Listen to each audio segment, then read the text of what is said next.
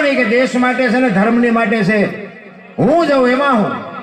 રાજાભાઈ પાસે જઈને જીજાભાઈ બાપુ ખોળો પાથરીને કહે છે કે હું તારા દીકરાની માગણી કરવા આવી છું, તારો દીકરો દે, નકરા હિન્દુ ધર્મ નહીં ટકે અને મારા દીકરાને તારો દીકરો હુજવા નહીં દે કે.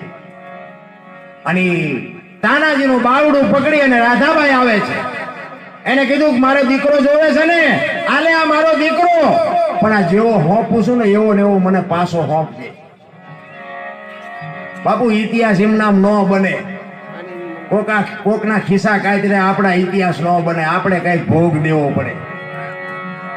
ઈ કે હું જેવો મારો દીકરો તને હોંપું છું, એ કામ પત્યા પછી તારા દીકરા તારે મારો દીકરાને પાછો હોંપવો પડશે. મારા દીકરાની હું તારી પાસે ઉઘરાણી કરીશ, કાંઈ વાંધો નહીં. પછી તો બાપુ બે જણા થયા પછી તો શું ઘટે, દુશ્મનનો હોથ બોલાયો અને છેલ્લો દિવસ અને કિલ્લા ઉપર બાપુ ધ્વજ ચડાવવાનો હતો. દિવસ હાથમાં પેલા ધ્વજ ચડી જાય તો બાપુ હિન્દુ ધર્મ રે, એવો બાપુ કટોકટીનો સમય. હવે ઈ બે જણા અહીંયા આવ્યા પણ ગઢના દરવાજા બંધ હતા, ઉપર ચડાય એવું નહોતું. એ કે હવે હું કરું? એ કે ગઢના દરવાજા એમ નામ તૂટે નહીં. એ કે હાથીને લઈ આવો અને એક હાંડિયાને લઈ આવો. હાંડિયાને ઈ કે આમ દરવાજાની આડે રાખે ને, દરવાજાને ભાલા હોય, ઈ કે હાંડિયાને અહીંયા રાખી અને હાથીનું માથું હાંડિયાને મરાવો એટલે ભાલા ભલે હાંડિયાને વાગે, હાંડિયો ભલે મરી જાય પણ હાથી બાપુ દરવાજો તોડી નાખશે. અને નકરો જો હાથીને માથું મારશો તો એ ભાલાના હિસાબે હાથી તાકાત નહીં કરી શકે. હાથીને લઈ આવ્યા, હાંડિયાને લઈ આવ્યા અને શિવાજી કહે છે તાનાજીને કે તું હાંડિયો પકડી રાખસ તો હું હાથીને આવવા દઉં, અને કાં તું હાથીને આવવા દે તો હું હાંડિયો પકડીને ઉભો રહું.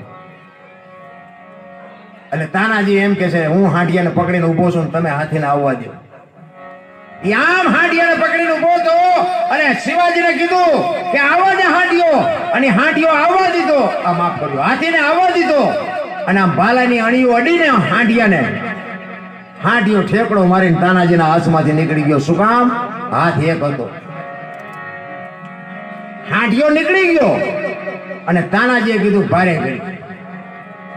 હવે હાંડિયો હાથમાં આવે ને દીવ વાથંબાની તૈયારી છે ને બસ સમય એટલો જ છે. અને દરવાજાની આડો બાપુ તાનાજી ઉભો રહ્યો અને શિવાજીને કહે છે કે હાથીનું માથું મારા શરીર આરે મારીને દરવાજો તોડીને તું ધ્વજ ચડાવી દે. ઈ કે પણ તું ઈ કે વિચારવાની વેળા નથી, હું ભલે મરી જાઉં પણ તું મારા શરીર હારે હાથીનું માથું મરાવી અને આ દરવાજો તોડાવી નાખ. અને હાથીનું માથું માર્યું ને ભાઈ, એ હોરા ભાલા બાપુ તાનાજીના શરીર હોરા નીકળી ગયા.